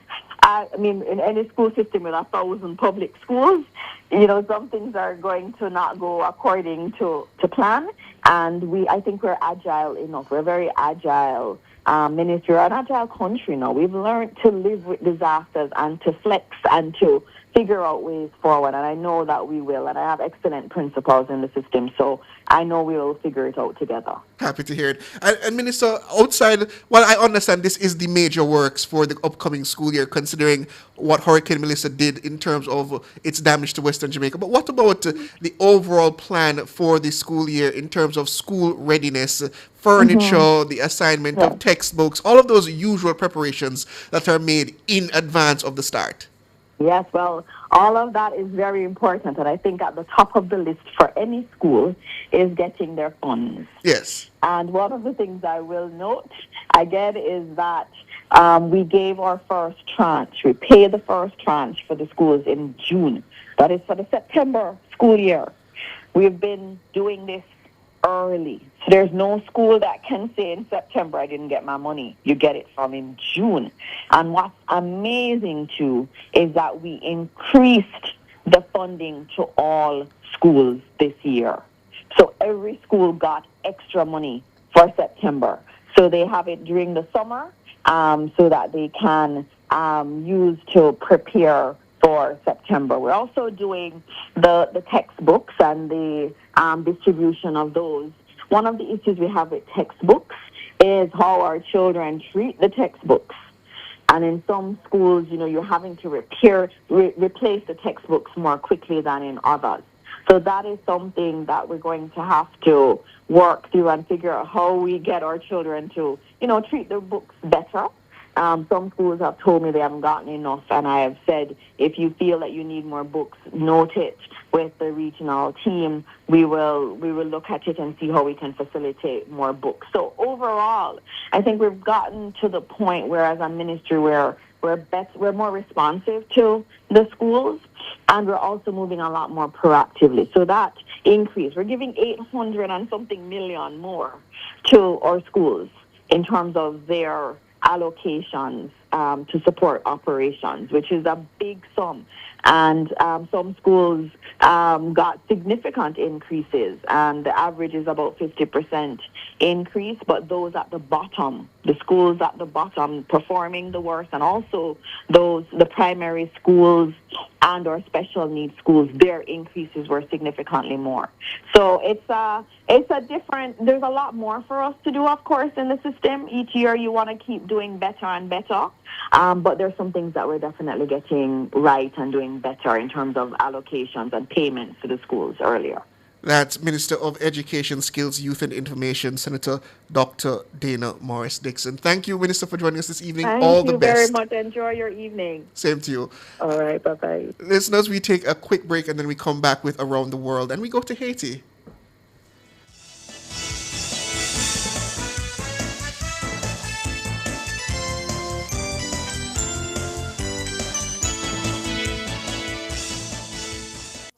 The Nation's Business was brought to you by the Jamaica International Financial Services Authority, promoting transparency, trust, and sustainable investment growth. The Jamaica International Financial Services Authority promotes Jamaica as a jurisdiction for international financial services. Visit JIFSA at jifsa.gov.jm. The time by JIFSA is... It's 6:45. Give your child every opportunity to thrive and succeed. With a JMB Bank graduate loan, one unsecured loan can cover tuition and education expenses with flexible payment terms and up to 7 years to repay. Apply at jmb.com and secure their future today. Conditions apply. Come back, we go down a them be. Learn about agriculture, have fun and laugh with the whole family. Down a them be. Come back, we go down a them be. And the biggest agriculture show in the Caribbean, say July 31 to August. We are gonna have one heap of livestock on display. In this village for the pitney them play. Come enjoy the hype road, them the gospel show, and get your heart redeemed. Run, come buy your plants and produce and witness the crowning of your fan queen. None of them be. Admission adults 1,500, children 600. July's Healthcare Workers Appreciation Month. Come make we salute our healthcare workers. You are our heroes. Healthcare workers, thank you for your commitment, service, and sacrifice. Enough respect. A message from the Ministry of Health and Wellness. For all your electrical needs, visit ABC Electrical Sales. They stock a wide variety of electrical supplies including plugs, switches, panel boards and conduits, plus energy-saving fixtures. ABC Electrical Sales stocks brands like GE, Siemens, Philips, Cutler Hammer, and Allen Bradley. They also offer free island-wide delivery just to suit your needs. Visit them at Shop 8, Hagley Park Plaza, Kingston 10, or call 876-754-3714-5 or 876-754-3825-8. ABC Electrical Sales, for a better choice in the electrical business. Looking for a gym that's got it all? Welcome to Express Fitness, where fitness meets convenience. With 24/7 access, you can work out whenever it suits you. And with island-wide locations, we're always close by anywhere and anytime. Love classes? We've got them. From aerobics to dance to spin, you name it, we've got it. Our certified trainers are here to take you on a journey. Call us at 888-FITNESS or visit our website at expressfitnessja.com. Express Fitness, your goal or mission. This station raised me. It gave me a voice. And if Nationwide has ever meant something to you, come on in. Join the Nationwide 90 FM Family Club today on Patreon. Every day, Jamaicans have something to say. In the group chats, on social media, in the streets, there's a place where it all comes together. The comment section. This is not a lecture. This is not a call-in show. This is the hottest topics of the day, filtered through real opinions, real WhatsApp messages, real voice notes, real reactions. You agree, disagree, sound off, text it, voice note it, debate it. Comments section, Monday to Friday from 7 to 7:30 p.m. only on Nationwide 90 FM, the new revolution in media.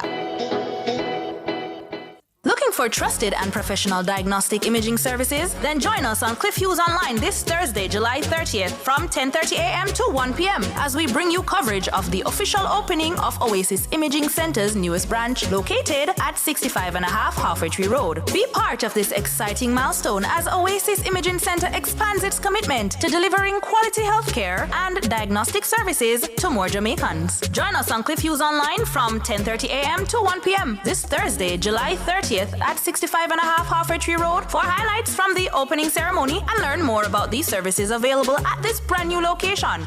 Catch this and so much more on our YouTube channel, NNN Radio Live, and keep your dials locked to Nationwide 90 FM, the new revolution in media.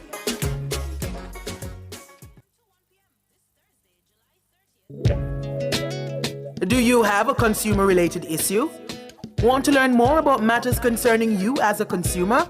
Well, keep it locked to Nationwide 90 FM for the Consumer Hour with me, Nora Gay Banton, weekdays from 9 to 10 a.m. For all your consumer-centric matters, stay tuned to the Consumer Hour on Nationwide 90 FM, a revolution in media.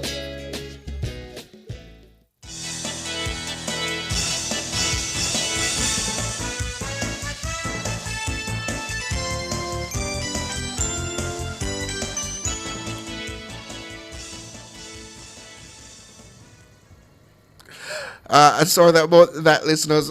We will be going to Saudi Arabia, actually, because Saudi Arabia has joined the United States in Operation Iron Fury, the name of the U.S.-Israel war on Iran. The Gulf country helped strike Iran-backed militias in Iraq on Wednesday in a potential escalation of the Middle East conflict. Iraq's paramilitary Popular Mobilization Forces, which is dominated by Iran-backed Shia militias, said at least 20 of its members had been killed and 32 others wounded in U.S. Saudi strikes on its bases. The strikes came hours after U.S. Central Command said Iran had launched missiles at U.S. forces in the Middle East in an attempted surprise attack. According to CENTCOM, the strikes were against Iran-aligned terrorists, the Islamic Revolutionary Guard Corps, directed to attack U.S. forces and Saudi energy infrastructure.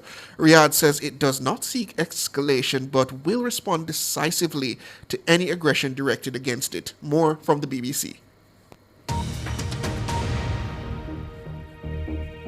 Hello, I'm Christian Fraser. This is the Iran War Today, our daily briefing, bringing you up to date with all you need to know on the US-Israel war with Iran. Let's start with some of today's key developments. Fighting has resumed after 3 days of relative quiet. A surprise attack by Iran, intercepted by the US overnight. Tehran said it had targeted an American base and command center in Jordan with ballistic missiles. It also said Iranian naval forces had struck 3 oil tankers in the Strait of Hormuz.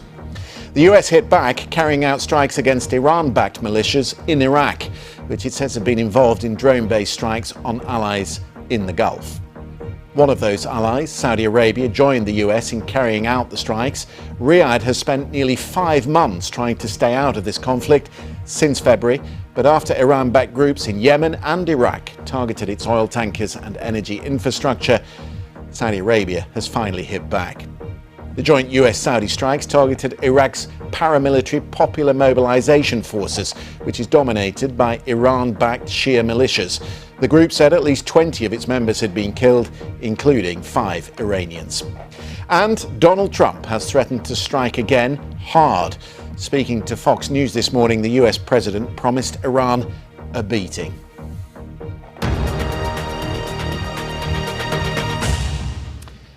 So, just 3 days after President Trump announced a halt in the fighting, it has collapsed. The US and Saudi Arabia have carried out joint strikes on Iran-backed militias in Iraq, the first time Riyadh has publicly joined a strike inside Iraq since the war with Iran began. Saudi Arabia said the strikes were in response to drone attacks it had intercepted targeting oil facilities in its eastern province and in Riyadh, both of which were launched from Iraqi territory. So what could that mean for the future of the conflict? Here's Sally Nabil from BBC Arabic. A key question rises now about how far the Saudis are willing to get directly involved in launching further attacks against Iran and its proxies in the region. No one has a clear answer to this question at the moment. But if this scenario is to happen, it means that the Saudi territories will be more exposed to Iran's drone and missile attacks. Since the beginning of the war, Iran has been responding to US airstrikes by targeting different parts of the oil-rich Gulf monarchies, saying that they host a number of US military bases. The Saudi authorities say that this recent escalation comes after Iran-backed militant groups in Iraq have launched airstrikes earlier targeting oil production facilities in the eastern part of the kingdom. The Saudis say they never start an act of aggression, but they only act according to the right to self-defense. In fact, the Saudi oil production process has been a common target to Iran since the beginning of the war. The refineries and the plants have been repeatedly hit by Iranian drones. But if Saudi Arabia is to become a direct party to this war, this means that there are a lot of risks coming along. Hi, I'm an AI.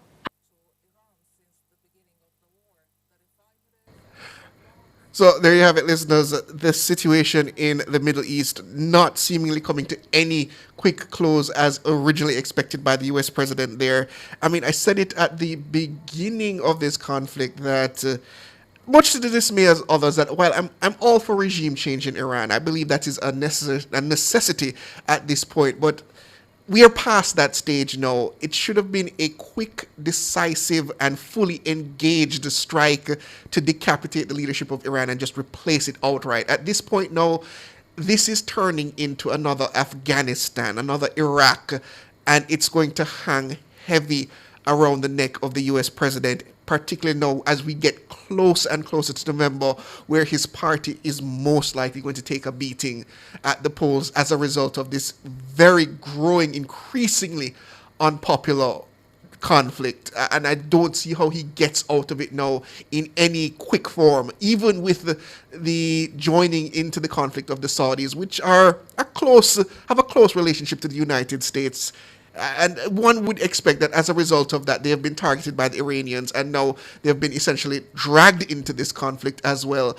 And I don't know what the thinking of the US president is at this point. Is he trying to get the Iranians back to the negotiating table? Is he just at the point where he wants to see the back of it and wants to just essentially level the country?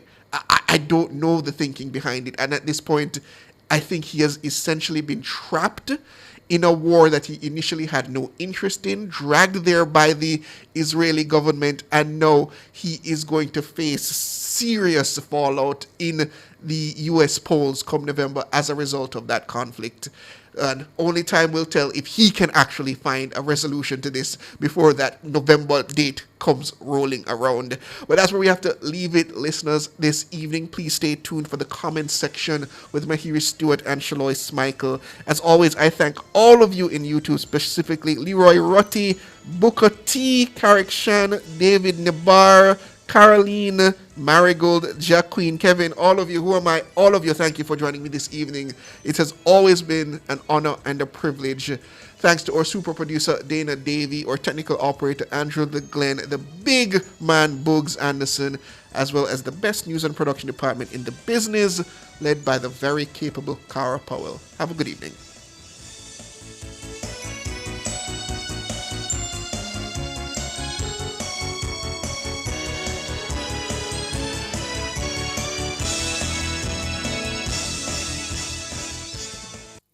From the farm